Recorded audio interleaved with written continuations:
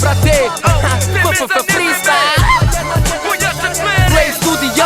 Dodaj mi mikrofon, to mamo jebno sranje, pa da otkinem to sranje kao ja pokusa grane, brate. Mikrofon čekiram, ko ki udar repetiram, strah u koste unosim, zovi me leukemija. Na traci bacam freestyle, na zidu bacamo tak, hip hop, one love, yes, yes, ja don't stop. U kući lirički tornado beži u zakon, rime toliko su mi skupe ko da su kovane zlatom, brate. Wow, stani malo, imaš problem s membranom. Meni otkad repuješ imam problem stalno. Kako tako dobro, ja prenosim taj zvuk, rap kao mađioničar, pomeram ti wufera. Tržište unište, rime neprocenjive, vreme za nevreme zarazit će playere. Nema top lista jer previše je glupo, da na svako moje ime nađe se prvo, pa da kucnem u drvo i stavim luk pod jastuk. Pesme mi se slušaju svuda po Balkanu, dok ti popunjavaš krštenicu, ja popunjavam nastup. Od udre nema leba, pa lerdi valjaju kartu.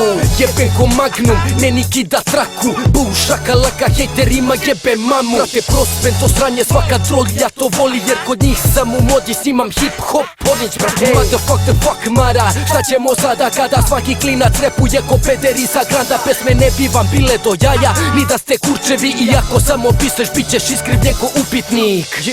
I ruke gore da vidim za ceo hud, brate. I ruke gore da vidim za svaku čku, brate. Za sve ortake što rolaju devetku, brate. Obrenovac u kući, ne ni je u kući. I ruke gore da vidim za ceo hud, brate. I ruke gore da vidim za svaku čku, brate. Za sve ortake što rolaju devetku, brate. Obrenovac u kući, ne ni je u kući. To je to, brate. Aha, mamo jebni freestyle. Aha, za 2-0-1-0, brate. Divlji zapad Beograda, Obrenovac. Yeah.